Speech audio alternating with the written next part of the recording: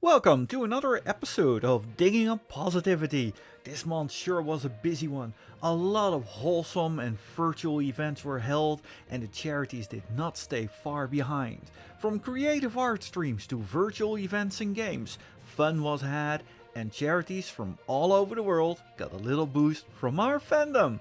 Our special guest is a very well-known kangaroo and he has been with us before, as he voiced me last year during the BLM special. Around this time of year, usually the conventions are starting to sprout up, while this year with everything going on, it's different, but people are still coming together in a virtual sense and raising money for various charities. Anthro New England raised $750 for NEADS, an organization founded in 1976 devoted to train service dogs for people that are deaf or the physically disabled, veterans with PTSD, children with autism, or for therapeutic assistance in places such as hospitals. While making this video, Fursquared, a virtual convention based in the US, raised $11,770 for the Human Animal Welfare Society, and as we speak, donations are still rolling in.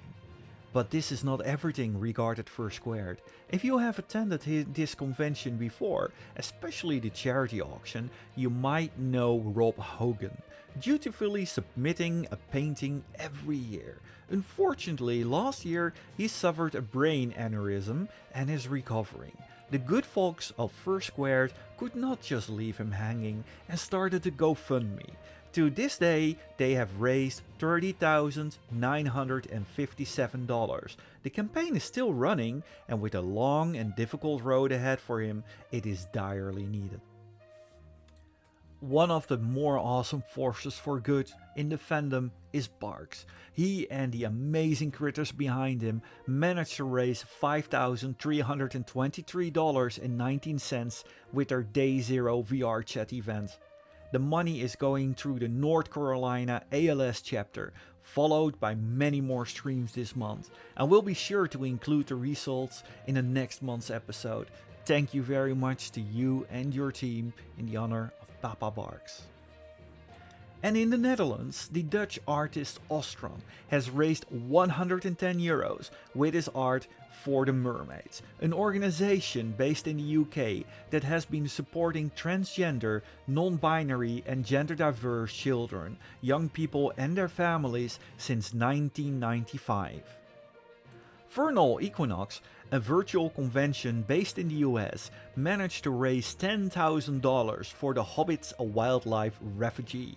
During the convention, people chimed in with fun ways to raise money, like an art stream where people could visit a pool party. Every time someone donated during that art stream, the pool became more filled with a character of the donator's choice. Fursaverance, a virtual convention based in South Africa, but with panelists all over the world, including a lovely corgi from the Netherlands. Together they raised a whopping $2,113 for the Possum Wacky Whiskers rescue and rehoming. Crispy went through some dark days of his own, but was given a second chance to life, and thanks to this he wanted to give back. He raised $154.33 for the Singapore Cancer Society. At the time of recording this video, Nordic Fuzzcon has raised $7,608 for the Odsherred Zoo Rescue, a safe haven for animals that have fallen victim to the medical or cosmetic industry through illegal trade or mistreatment. But now, thanks to Nordic Fuzzcon, this wonderful organization gets a well-deserved boost, and since this convention lasts the entire week, the final amount will be even higher. This month, Sumatchi has been working overtime in the virtual reality game Population 1. After an exciting final round where they had the highest damage ever recorded, he and his team placed first in the Recharge tournament, which raised $415 for charity gaming.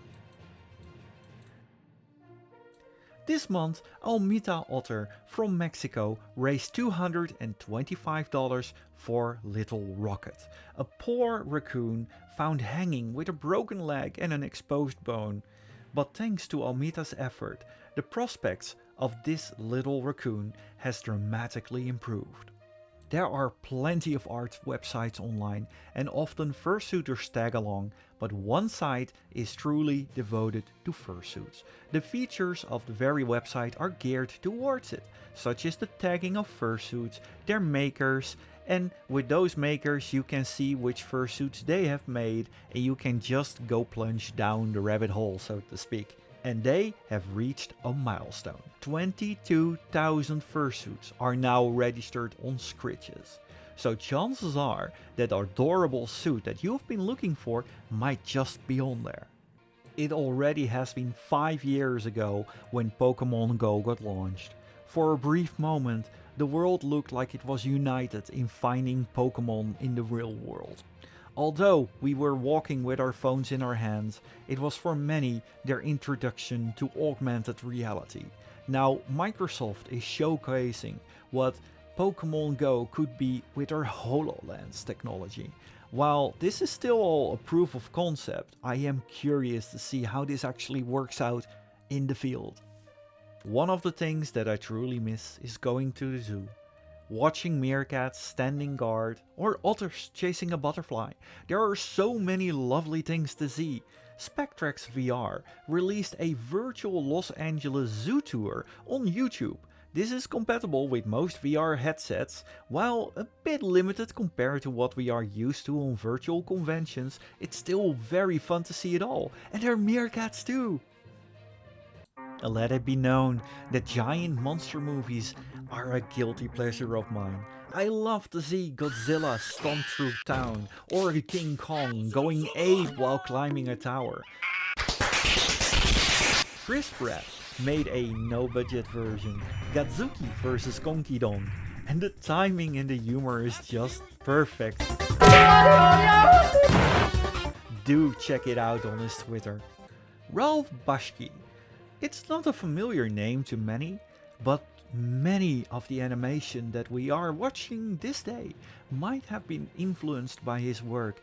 These days, animation for adults is fairly normal, but back in the days, this was not the case. Animation was deemed for children and should be cute and harmless. Ralph made revolutionary animations for its time, such as Fritz the cat, viewed by many as one of the first successful adult animation movies, paving the way for many others.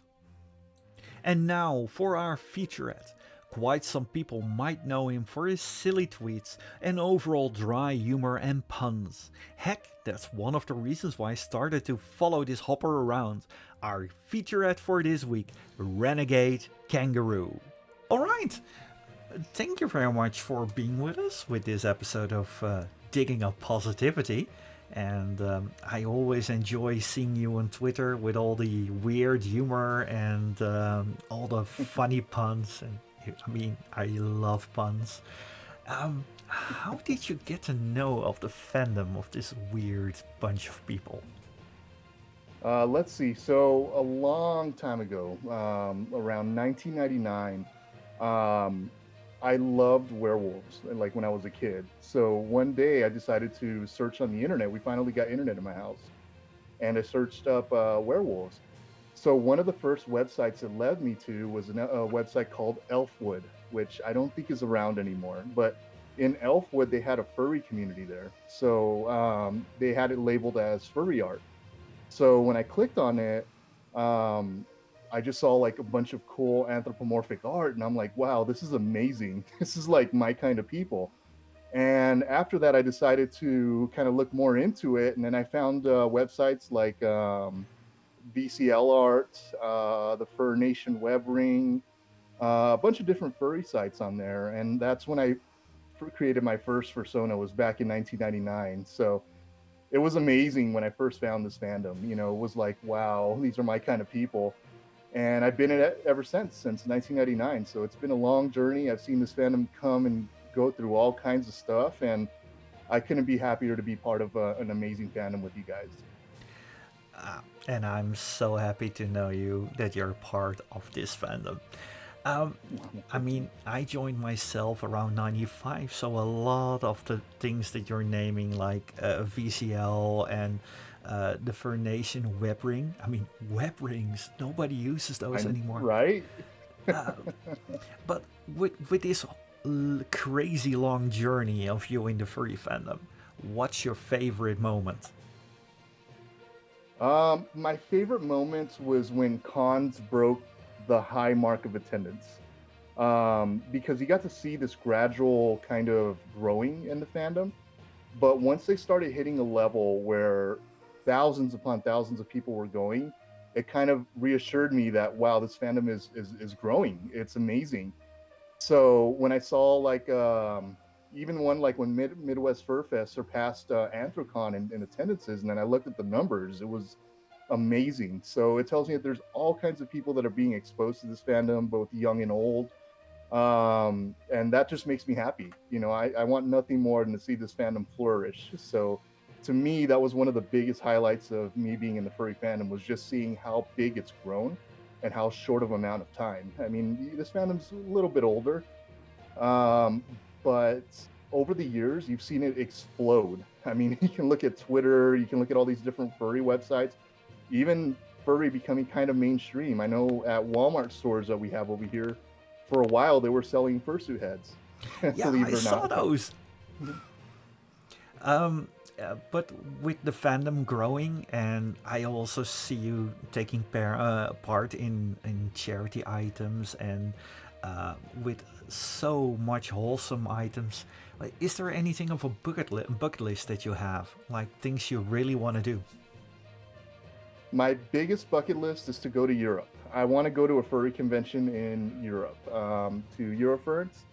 So that's one of my biggest bucket lists. I mean, obviously nowadays because of COVID, it's going to be a little bit harder until, you know, we get through this. But that's been one of my biggest dreams, is to go, you know, overseas to finally meet all you awesome people out there in Europe. And same thing with Australia. You know, I'd love to leave the United States to definitely spend some time with you guys. That's something huge of mine that, you know, I hope to accomplish someday.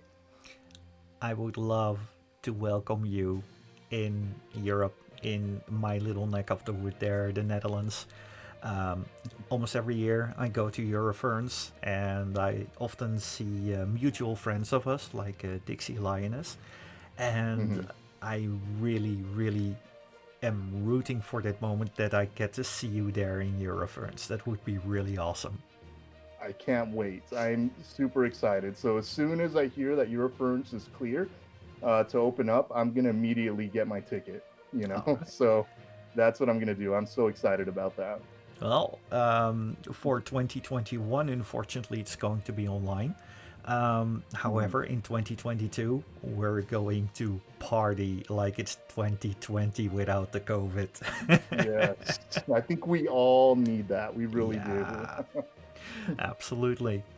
But with you in the fandom for so long, it's like what you said, 21 years now, 22 years? About 21, yeah. That's a lot. Do you have any recommendations for, you know, new people in the fandom? My biggest recommendation is to be yourself. So pick the persona that definitely fits you. Back when I first joined this fandom, it was funny. I've always loved kangaroos. They've always been my favorite animal and everything, and I wanted to pick a kangaroo persona, but I decided to choose a wolf because I figured nobody would take me seriously as a kangaroo. That was 13-year-old me saying that. And I look at it now as somebody who's been a roo for about 8 years now. It's true what I said, and that it couldn't be more fun that people don't take me seriously, you know? And I feel like myself, you know, I know some people try to pick different personas based on, you know, what they think other people want to see, or they think, you know, is popular right now. I say go with whatever you have and just be you. This fandom is amazing at letting you just walk around being you, and we celebrate that with individuality, you know, from every fursuit design, every persona design, everything like that. It just makes it amazing, you know? So my biggest advice is just be you, be 100% you, and be unapologetically you. Yeah, because when you do that, people start to surround you for what you are and not what you are pretending to be. Even though that Exactly. sounds a little bit weird in a fandom filled with people that are pretending to be like a kangaroo or a meerkat or a lioness. Right, right. It comes down to it because when you step back and look at this fandom, it's weird by nature, and I love it. You Hmm. know, it's funny, but you know, once people pick their persona, it becomes a part of you. Yeah, So you got to make sure that part of you is you 100%. absolutely. Mhm. Well, those are wonderful words and a great way to end this lovely conversation that I had with you. Thank you for being with us on the show. Do you have Oh, any? not a problem. Do you have any parting words? That I just love you guys. I love this fandom. It's a huge part of who I am as a person because I've been in it for so long. And you know, here's to many more amazing years, and I can't wait to see what's going to come in the future. Perfect. Thank you very much for being with us on the show. Thank you kindly for sticking with us till the very end. At April 24th, we will join you with our next episode. And of course, I would like to thank my following Patreon and Subscribestar sponsors. Without you all, this channel would not be what it is today. Cosmic with a K, Els Dekkers, Falconeo, Hanzana, Ishnula, Kitako, Tentru McNally, Taros, and Scorechaser. Thank you so much, and of course, all the hugs.